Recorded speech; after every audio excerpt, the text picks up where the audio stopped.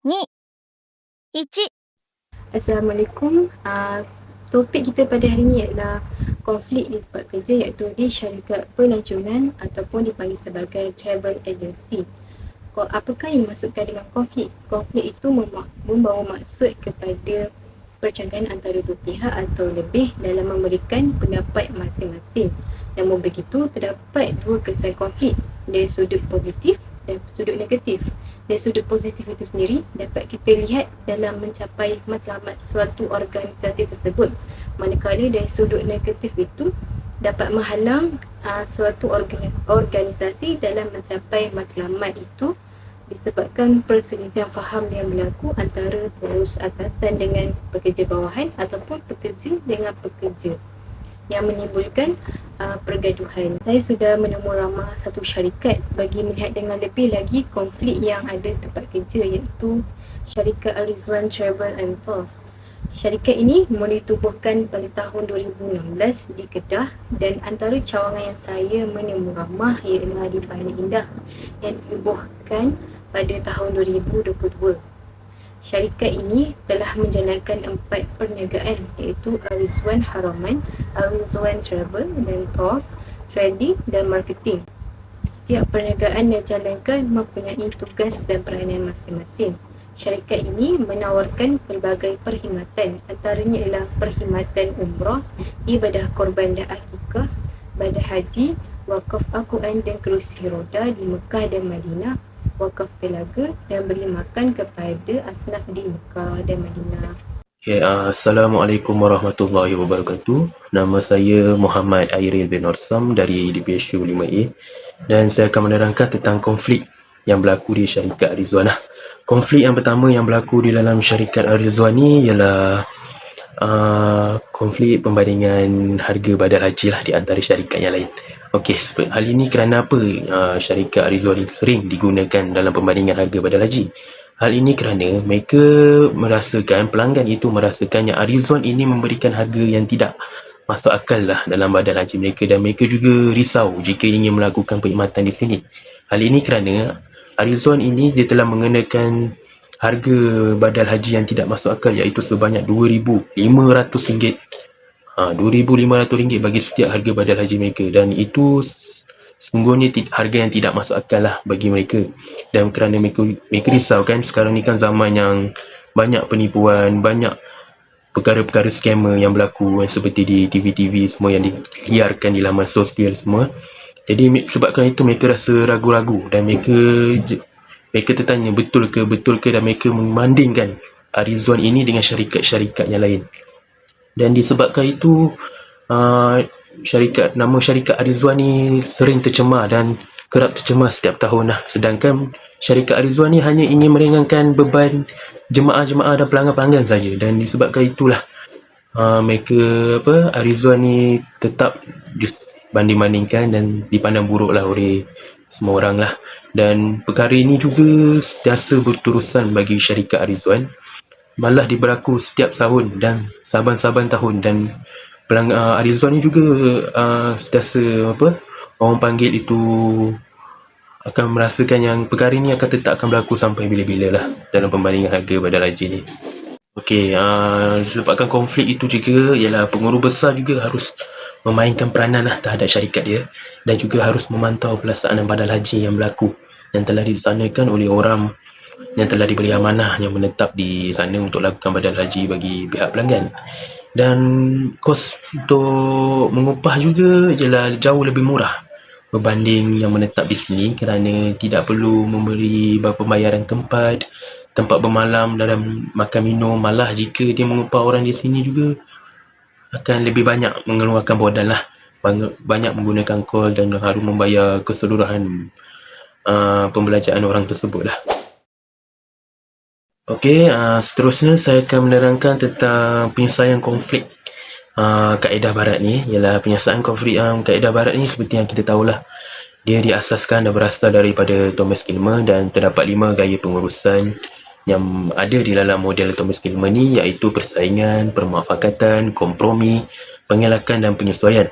Jadi justru itu apa yang kami dapat dengan konflik yang kami dapat tentang harga badal haji ni ialah Apa yang boleh dilakukan oleh pelanggan dan juga syarikat Arizwan ni ialah konflik yang sesuai digunakan jika melalui kaedah Thomas Kilmer ni ialah kompromi. Okey, seperti yang kita tahulah, kompromi ni apa? Kompromi ni ialah tawar-menawar. Jadi syarikat itu haruslah tawar-menawar dengan pelanggan tersebut yang membuat pembandingan harga badal haji tu.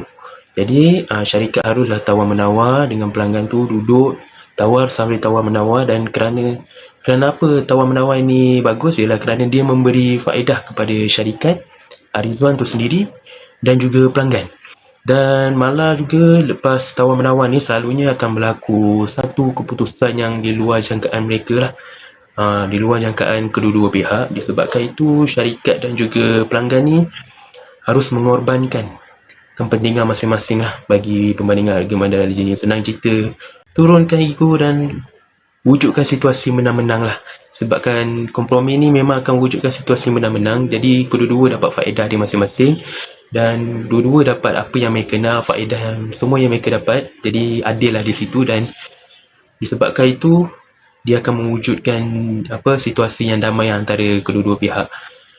Jadi berdasarkan konflik, kompromi ni sangat sesuai digunakan lah, kerana dia mewujudkan sistem pemilihan dalam kedua-dua pihak. Okey, seterusnya saya akan menerangkan tentang cara penyelesaian konflik melalui kaedah Islam lah.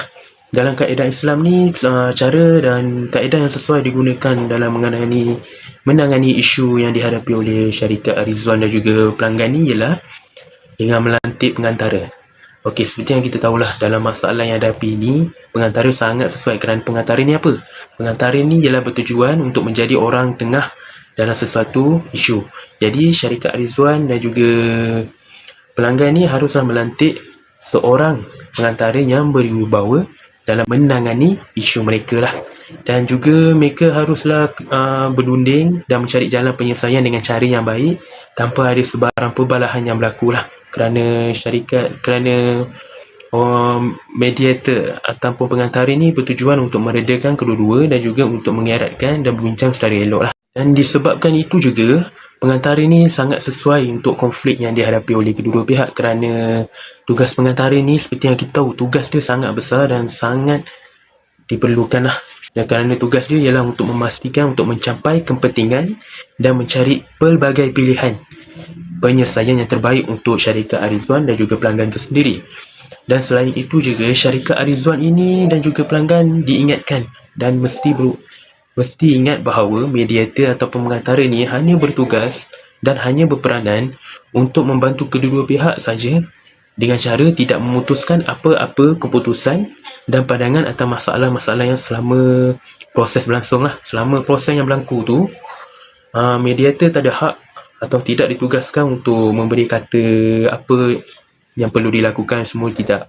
Dia hanya untuk membantu sahaja, dan kedua-dua pihak, syarikat Arizwan dan juga pelanggan itu haruslah membuat keputusan sendiri. Dan disebabkan itu juga, mediator ataupun pengantara ni mestilah membuat jadual untuk perjumpaan mereka ni lah, kerana untuk dibahas dan mencapai kata-kata akhir lah atas isu yang mereka hadapi dalam pembandingan harga badal haji ni. Dan perlu mendapatkan kata sepakat lah dalam tempoh itu dengan cara yang damai dan dengan cara yang baik lah. Sekali, prinsip melantik pengantara ini juga, kebaikan dia juga ialah kata putus dia sangat sesuai digunakan dalam kaedah Islam, kerana dapat mengelakkan perkara yang tidak diingini berlaku lah, seperti yang saya jelaskan tadi, seperti pergaduhan itu semua. Jadi melantik pengantara ini sangat sesuai bagi konflik yang dihadapi oleh syarikat Arizwan dan juga Assalamualaikum warahmatullahi wabarakatuh. Nama saya Nur Farah Zainab binti Muhammad Rusli daripada DPH 5A, dan saya akan menerangkan tentang konflik yang berada dalam tempat kerja, iaitu konflik pekerja yang sentiasa diperhati oleh pengurus sehingga tiada privasi, dan juga penyelesaian daripada perspektif barat dan juga perspektif Islam. Setiap syarikat mempunyai pengurus yang memantau pekerjaan mereka bagi memastikan pekerjaan dapat dilakukan dengan baik. Selain itu, pengurus yang sentiasa memantau pekerja dapat meningkatkan produktiviti dan kualiti kerja. Tetapi, penting untuk mengekalkan keseimbangan agar pekerja juga merasakan kepercayaan dan kebebasan untuk menjalankan tugas mereka lah. Tetapi apabila ianya berlebihan, perkara ini akan mendatangkan ketidakselesaan kepada pekerja sebab melanggar privasi mereka. Okay? Contohnya sewaktu makan atau rehat, pekerja memerlukan rehat dan aktiviti mereka tersendiri. Tetapi apabila mereka terasa diperhatikan, uh, bila rasa terganggu, ia akan membantukan aktiviti yang mereka ingin mereka lakukan lah. Contohnya pemantauan berlebihan ni adalah memasang kamera litar tertutup ataupun kita panggil CCTV di dalam pejabat atau di bilik pekerja sehingga dapat mendengar suara dan merakam pergerakan akan mengganggu privasi seseorang pekerja. Hal ini akan membuatkan berlakunya konflik di dalam tempat kerja. Okay. Namun konflik-konflik ini kita mesti dapat selesaikannya. Okey, jadi saya akan bagi contoh menurut Thomas Kilburn. Konflik yang dapat diselesaikan adalah menggunakan cara penyelesaian, iaitu pekerja perlu menyesuaikan diri dengan situasi yang syarikat telah tetapkan kepada mereka. Teknik ini akan memuaskan sebelah pihak sahaja, iaitu pihak pengurus lah. Tapi perkara ini akan menghentikan konflik jika perkara tersebut dapat jika pekerja tersebut dapat menyesuaikan diri dalam persekitaran kerja dan dalam syarikat. Teknik ini akan menjaga hubungan baik antara pekerja dengan pengurus apabila perkara tersebut tidak disuarakan oleh pekerja itu. Selain itu, ianya tidak merugikan apa-apa bagi kedua-dua belah pihak bagi mendapatkan keharmonian dalam tempat kerja itu. Jadi, bagi saya, penyesuaian adalah teknik yang Thomas Kilburn kenalkan dan ia dapat diguna pakai dalam konflik. Kita lihat pula dari perspektif Islam. Kita balik kepada perspektif Islam lah. Okey. Dalam Islam, yang sesuai dalam konflik ini adalah dua, iaitu memastikan pemimpin yang berwibawa dan juga mengenali dan menghormati orang lain. Untuk kewibawaan pemimpin, pengurus tersebut mestilah berwibawa dalam menjalankan tugas sebagai seorang yang berkuasa di dalam organisasi tersebut, iaitu dengan memantau pekerja secara langsung di tempat kerja mereka. Bukan dengan melihat CCTV semata-mata. Sampai kan pekerja itu sendiri hilang privasinya. Dan ianya akan membuatkan pekerja itu tak selesa.